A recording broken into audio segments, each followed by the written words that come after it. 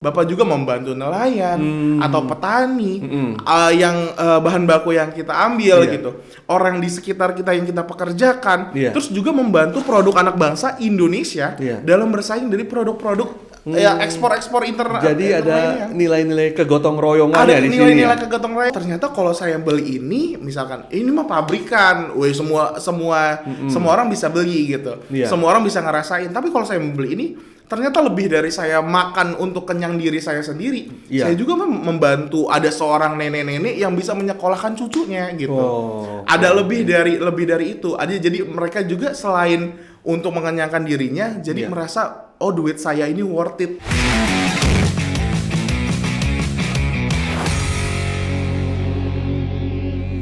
Ya, para pemirsa podcast Garden City, Assalamualaikum warahmatullahi wabarakatuh. Saat ini hadir di tengah-tengah kita Mas Raffi, salah satu founder dan juga inisiator dari produk Raffin Snack yang berasal dari kota Lampung. Mas Raffi, Assalamualaikum. Waalaikumsalam, Pak. Bisa diceritakan terkait dengan produk Raffin Snack ini, asal muasalnya, inisiasinya, itu bagaimana sih sehingga bisa menciptakan produk semacam ini? Oke. Jadi awalnya itu kita kan ada persyaratan nih Pak, di kampus kita itu kalau mau lulus harus punya bisnis terlebih dahulu. Nah, kita tuh nyari nih kira-kira bisnis apa yang kalau kita launching itu bisa terbantu dengan kecepatan dunia saat ini gitu. Kemudahan-kemudahan dunia itu mempermudah bisnis kita, kira-kira apa ya gitu. Karena basicnya saya suka makan gitu, walaupun nggak kelihatan nih Pak kalau suka makan gitu kan. Mantap. Jadi saya suka makan nih, kira-kira bisnis makanan apa yang kalau saya keluarin itu terbantu dengan kecepatan teknologi saat ini gitu. Kalau saya buka resto, saya bisa mengiklan tapi orang yang datang cuma orang-orang di sekitar doang gitu. Misalkan saya punya resto di Lampung gitu kan Pak. Saya ngiklan, orang Surabaya dapat iklan kita gitu. Tapi orang Surabaya belum tentu bisa datang ke restoran kita kan.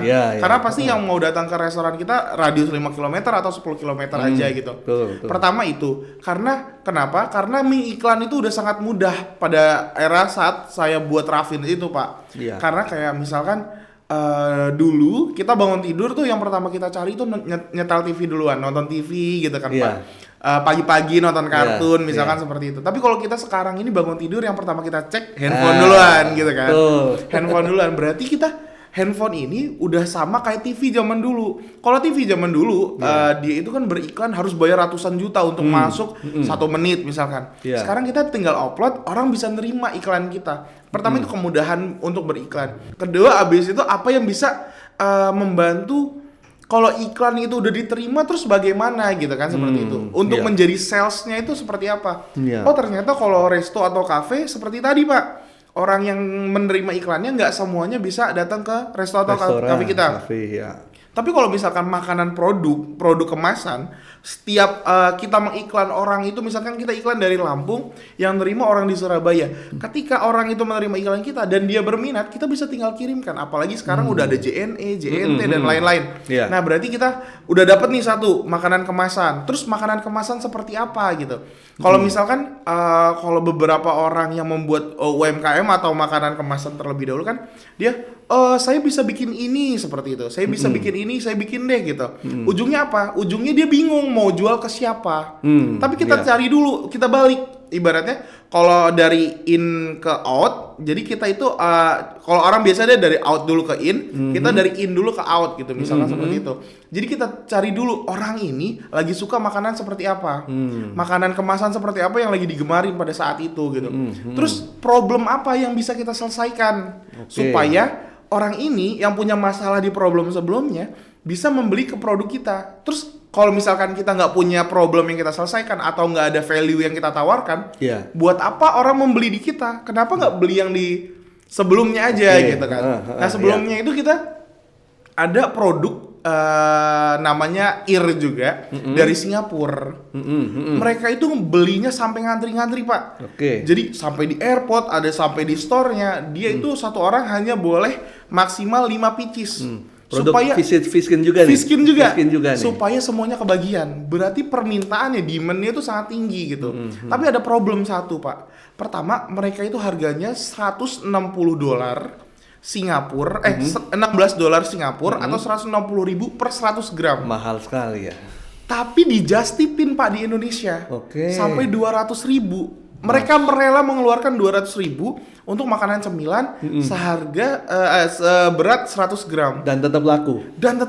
Dan banyak sampai inden ibaratnya gitu. Kita beli mobil inden wajar, ini beli cemilan inden.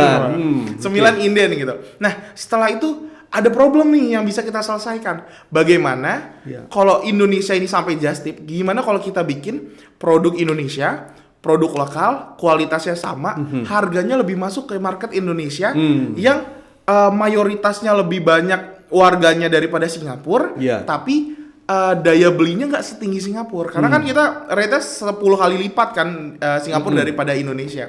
Jadi kita awal launching itu di harga 15.000. Bayangkan dengan 70 gram harga 15.000, sedangkan mereka menjualnya 100 gram itu di harga $16 $160.000. Berapa banyak mangsa pasar yang di bawah yang bisa kita ambil? Nah, seperti itu. Berarti kita udah dapat nih produknya, salted egg fish skin. Terus apalagi yang bisa kita tawarkan ke orang? Value-nya apalagi sih Pak? Kenapa saya udah nyaman nih sama cemilan ini? Kenapa saya harus beralih ke cemilan lainnya? Terus di sini kita tulis Pak, di sini Pak. Di belakangnya itu ada kita tulis mimpi kita di sini. Dengan membeli produk ini, kamu telah membantu para nelayan di Indonesia dan membantu anak bangsa dalam bersaing. Di sini mimpi kita tuliskan. Jadi kalau misalkan dalam satu forum nih Pak, Bapak berbicara di atas forum tersebut, siapa yang mau membuat saya kaya? Nggak ada yang mau angkat tangan. Tapi kalau kita ngomong siapa yang mau kaya bareng-bareng, pasti mereka angkat tangan. Berarti ada kesatuan, ada unity di situ. Bukan tentang saya, tapi tentang semuanya. Jadi di sini saya tuliskan, jadi dengan membeli produk ini, kalau Bapak membeli produk ini, Bapak bukan cuma membeli produk untuk kenyangin badan Bapak, mengenyangin makanan Bapak gitu.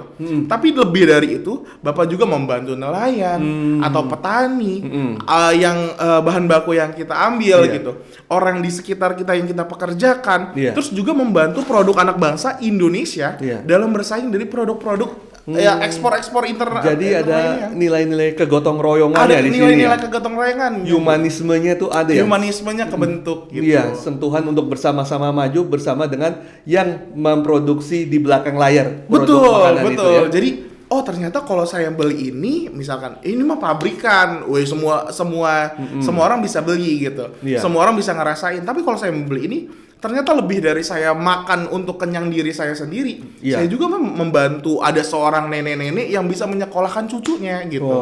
Ada lebih dari itu. Jadi mereka juga selain untuk mengenyangkan dirinya, jadi merasa duit saya ini worth it untuk berpengaruh untuk orang lain seperti itu. Mas Raffi, selain produk dari Fishkin ini, sebenarnya ada produk apa lagi sih yang diusung oleh Raffin Snack ini? Awalnya itu kita Raffin Snack ini kita luncurkan di Fishkin pertama Pak, karena yang di boomingnya kan di Fishkin ya. Habis itu kita menyusul ada 4 produk lainnya, karena kita berpikir nggak semuanya orang suka nggak semuanya orang suka ikan. Ada yang mungkin alergi atau sebagai macamnya gitu. Tapi tetap mereka ingin membantu dengan campaign kita seperti itu. Jadi yaudah kita ada taro atau talas, ada kentang juga, ada kasava dan ada pisang. Nah, di itu kita kemas dengan kemasan yang lebih menarik supaya tujuan kita untuk bisa bersaing dengan produk-produk impor lainnya bisa tercapai. Ini laku semua ya di Indonesia? Alhamdulillah laku semua Pak, karena kita mau mulai dengan riset.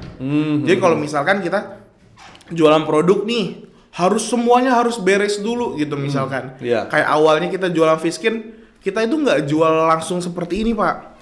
Kita jual dulu, nggak jual. Kita dulu harus ngumpulin data dulu, tester dari produk tersebut. Kita kirimin ke mereka, gimana rasanya?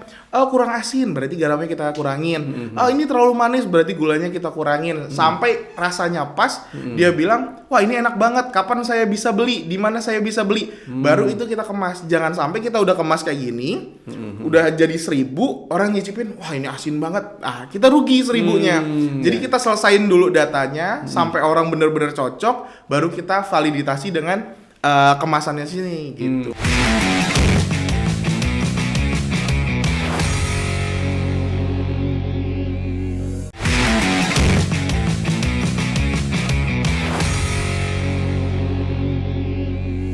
Pak. Nah, Mas Raffi kan di sini kan juga ikut ya melakukan promosi nih melalui pameran event Food Africa 2021. Nah, selama berada di Mesir, selama berinteraksi dengan para buyer, berinteraksi dengan para pengunjung di pameran tersebut, ini kan ibaratnya kan juga sebagai upaya melakukan market study juga ya. Iya, betul. Market survei juga ya. Betul, Pak. Nah, dari pengamatan Mas Raffi sendiri nih, dari produk-produk yang diusung oleh Raffin Snack nih, mana yang menurut Mas Raffi paling bisa dipasarkan di pasar Mesir? Untuk pasar Mesir yang paling potensial yang pertama itu di Fishkin ya.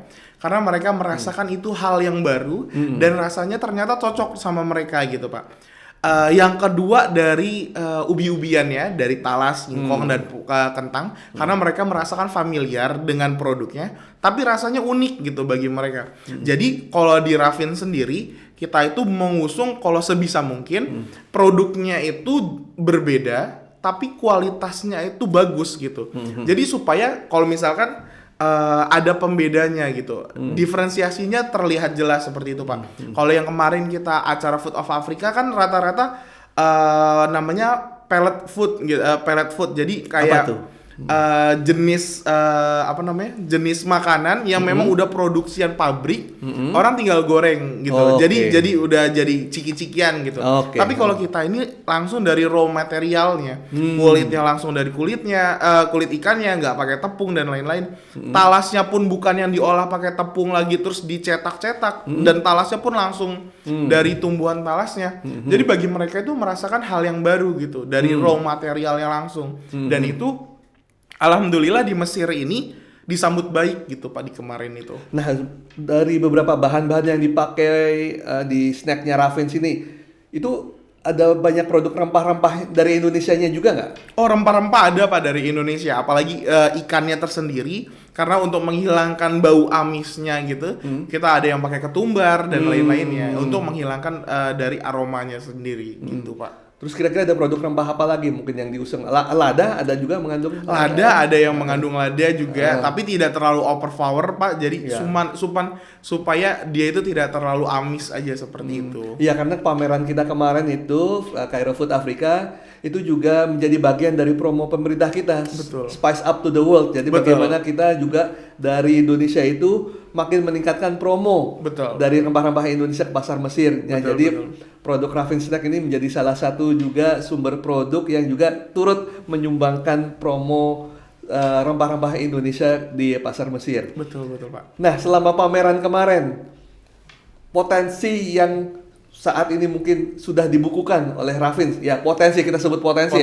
Ya, itu apa yang bisa diungkap oleh Mas Raffi nih dari para buyer yang sudah menanyakan, dari para pengunjung yang kemudian ingin membeli atau mengimport produk Raffin Snack ini. Nah, potensinya tuh bagaimana?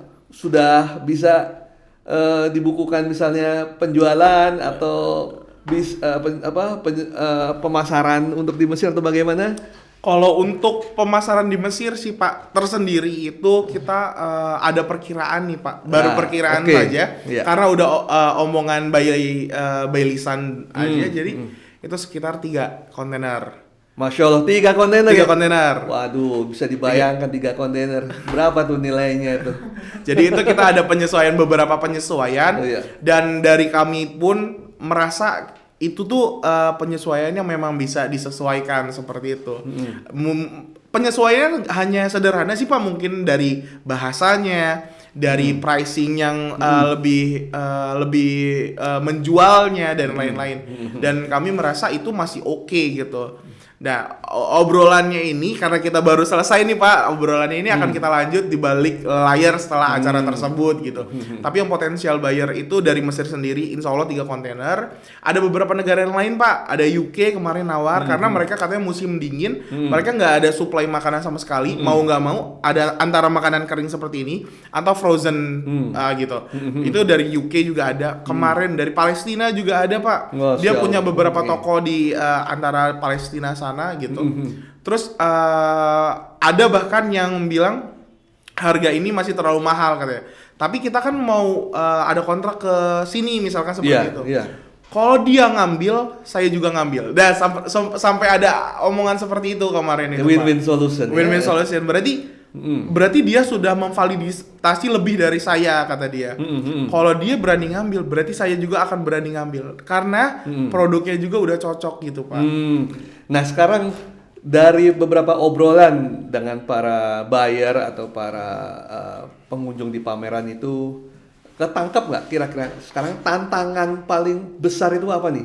Hambatan paling besar nih yang dihadapi ya khususnya produk Raffin Snack nih untuk bisa masuk pasar Mesir. Apa nih tantangan terbesarnya nih? Jadi tantangan terbesar dari Raffin sendiri adalah continuity-nya dalam produksinya, Pak. Kita akan sebisa mungkin untuk ngejaga kualitasnya agar tidak turun. Bagaimana kita memproduksi 20 pieces harus sama kualitasnya dengan 20.000 kontainer misalkan. Wah, seperti itu. Bagaimana kita harus menjaganya seperti itu. Itu salah satu tantangan dari internal kami. Tapi dari Mesirnya sendiri, alhamdulillah, bagaimana kemarin kita ngobrol dengan Bapak yang salah satu buyer itu potensi buyer ya. Itu adalah salah satu obrolan tercepat menurut bapak-bapak kemarin kan. Obrolan tercepat, nggak ada masalah harga, nggak ada masalah ini. Masalahnya adalah masalah eksternal yang nggak bisa kita kontrol gitu, Pak. Apa itu? Dari perdagangan laut ocean trade-nya kontainernya, freight-nya, Pak, itu masalahnya. Untuk dari internal Raffin dengan Mesir aman, insya Allah. Nah, berarti juga tentunya untuk menjaga kualitas ini kan terkait dengan SDM dari Raffin sendiri ya. Betul. Di tanah air yang tadi juga banyak didukung oleh kawan-kawan UMKM, membantu nelayan, membantu petani dan lain sebagainya. Nah, sekarang upaya apa nih yang dapat Raffin kemudian lakukan nih setelah tadi beberapa survei yang diambil dari Mesir untuk dapat menjaga atau meningkatkan kontinuitas dari teman-teman SDM-nya Raffin sendiri di Indonesia nih supaya tetap bisa menjaga kualitas, bahkan mungkin dapat meningkatkan kuantitas dari produknya sendiri. Itu bagaimana nih upaya yang dilakukan? Yang pertama-tama yang akan kami lakukan kita akan meng-hire orang yang sekiranya itu akan bertanggung jawab pada posisinya, Pak, ke depannya.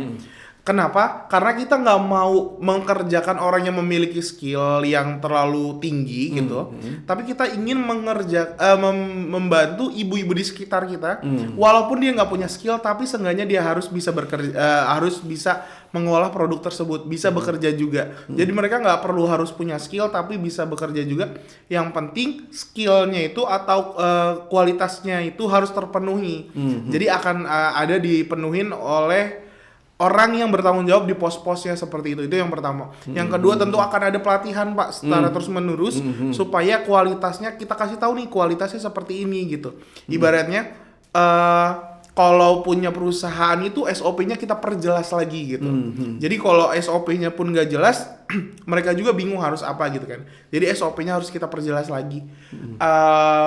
Paling minta doanya aja, Pak, untuk kita bisa berfokus. Jadi nggak menggampangkan maupun tidak membuat ini seolah-olah terlihat sangat sulit gitu. Jadi kita harap dengan kapasitas kita selama 3 tahun ke belakang, dengan buyer yang kedepannya ini akan berpotensi, semoga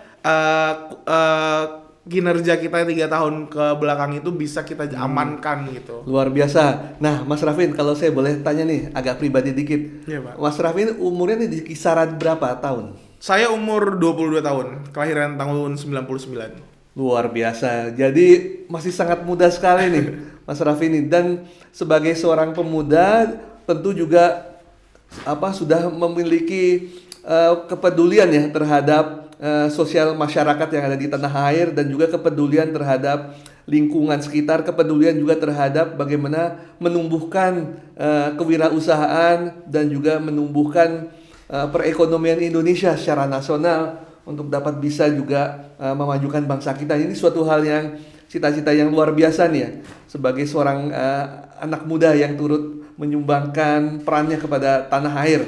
Dan juga saya sangat salut sekali nih dengan upaya Mas Raffin. Tentunya juga ini dong, menggerakkan juga dong kawan-kawan pemudanya dong yang ada di Indonesia.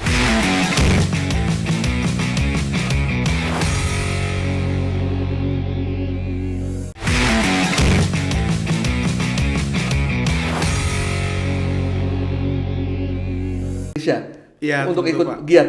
Apa nih yang telah dilakukan misalnya nih? Jadi kayak misalkan contohnya kayak Raffins sendiri, kenapa sih Raffins itu bekerja sama dengan ibu gitu, dengan ibunya. Kalau orang kan sekarang ini kalau bikin startup anak muda semua gitu kan Pak.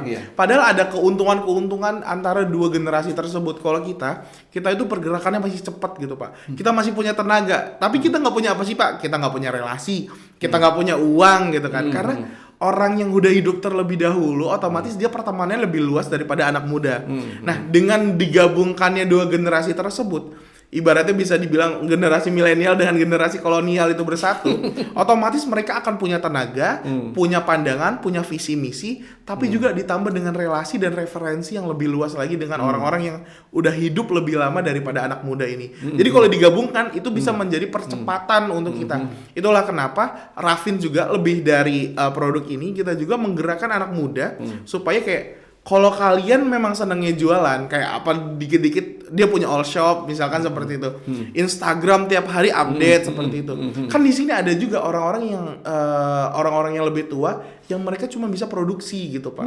Dia buka email aja nggak bisa, apalagi daftar Shopee atau ngirim barang melalui Shopee. Padahal Shopee kan seramai itu gitu ya. Jadi kita ingin menggabungkan antara 3 faktor Pak. Produsen, marketing, dan influencer.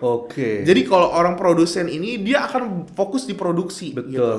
Orang marketing akan mencari jalan gimana produksian ini terjual ke masyarakat. Bisa dipasarkan. Iya. Influence ini akan mempercepat dari kerjanya si marketing tersebut. Ibaratnya, saya ada artis A gitu, misalkan Rafathar, misalkan seperti itu. Rafathar punya produknya itu misalkan mainan. Mainan itu dimarketingkan oleh orang marketing. Tapi yang memproduksi dia orang-orang tua yang memang udah bertahun-tahun 20 tahun bikin mainan dari kayu misalkan seperti itu. Ketika 3 ini digabungkan, marketing dari anak muda, influencer yang memang banyak banget influencer kita tahu kan Pak. Dan orang produksi dari misalkan pembikin gerabah dan lain-lain, penganyam eceng gondok dan lain-lain, ketika digabungkan ini akan menjadi percepatan yang tinggi. Tapi kalau orang produsen, dia bisa bikin nasi goreng yang enak gitu, tapi dia nggak bisa jualan, siapa yang tahu gitu kan. Tapi kalau dia bisa bikin nasi goreng biasa-biasa aja gitu, tapi marketingnya jago, bikin ngomongnya jago, abis itu memperkenalkan produknya jago, orang akan beli ke dia. Tapi kalau ketiganya ini akan disatukan, ini akan jadi percepatan dan Indonesia itu akan dilihat, oh ini produknya jago semua, seperti itu. Jadi ada kolaborasi, ada sinergi untuk akselerasi. Betul sekali. Nah, jadi tidak menutup kemungkinan dong kalau misalnya mau menumbuhkan pemasaran Raffin secara lebih masif lagi nih di pasar Mesir. Nanti kedepannya gunakan influencer orang-orang Mesir nih. Betul. Jadi ntar kita open endorse ke Mesir. Artis-artis Mesir terkenal misalnya kita bisa jadikan influencer di sini. Betul sekali. Bisa Pak. Oke, mantap sekali. Jadi tadi saya menangkap karakteristik yang diupayakan oleh Mas Raffi nih, menggandeng orang tua ya, menggandeng kawan-kawan sekitar, lingkungan masyarakat sekitar, itu suatu hal yang luar biasa sekali nih. Karena juga di pasar Mesir ini juga umumnya nih usaha-usaha yang dikelola oleh UMKM di Mesir ini dapat tumbuh juga karena mereka juga secara turun-menurun dilakukan secara kekeluargaan. Betul. Jadi dari kakek, bapak, anak itu semuanya menjadi penerus dalam urusan bisnis mereka di sini. Betul, Pak. Jadi ibaratnya ya suatu hal yang tentunya karakteristik yang sama saling bertemu ya, mudah-mudahan ini juga dapat memberikan output yang luar biasa juga ke depannya. Begitu seperti itu. Nah, Mas Raffi, ada pesan-pesan yang mungkin yang ingin disampaikan kepada kawan-kawan yang ada di Indonesia untuk juga ikut sama-sama tumbuh bersama dengan Raffin Snack saat ini yang juga bisa dibilang ya lebih dulu lah ikut berpromosi di Mesir, juga sudah ada kesempatan ikut di pameran Cairo Festival Food Festival yang ada di Mesir. Mungkin ada saran atau pesan-pesan ke kawan-kawan. Oke. Jadi intinya Pak, dari UMKM tersebut, UMKM apapun lah ini, mau dia online, mau dia offline, mau dia makanan, minuman, geria dan lain-lain, fashion, inti dari UMKM agar bisa besar itu ada 3 Pak. Pertama referensi. Ya. Referensi itu harus bagus dulu gitu. Oke, ya. Kalau referensinya masih jelek, iya orang yang beli akan norak gitu kan. Tapi kalau referensinya bagus, desainnya bagus dan lain-lain, orang yang biasa-biasa pun ngeliat, oh ini bagus gitu. Iya. Referensi harus dibenerin dulu. Yang kedua itu relasi. Produknya bagus, nggak punya relasi, nggak bisa bangun obrolan, nggak bisa bangun jaringan. Siapa yang mau beli, siapa yang mau tahu gitu kan. Yang ketiga itu kolaborasi. Kolaborasi ini mempercepat antara referensi dan itu tadi gitu. Dan satunya tadi. Oke, baik Mas Raffi. Salam sehat, sukses selalu ya. Terima kasih. Semoga produk Raffin Snack ini makin tumbuh, makin berkembang, bukan hanya di pasar Mesir tapi juga di belahan negara lainnya. Amin. Terima kasih atas kehadirannya. Selamat siang. Assalamualaikum warahmatullahi wabarakatuh. Salam untuk kawan-kawan semua di sana. Siap. Dan juga mudah-mudahan dapat terus mengikuti kegiatan-kegiatan pameran, bukan hanya di Mesir sendiri tapi juga pameran yang ada di mancanegara lainnya. Amin, amin Pak. Demikian pemirsa podcast Garden City. Ini adalah bincang-bincang kami dengan Mas Raffi, pemuda yang sukses yang mengusung produk Raffin Snack sehingga dapat menjamah pasar internasional dimulai dari Mesir. Terima kasih. Assalamualaikum warahmatullahi wabarakatuh. Waalaikumsalam.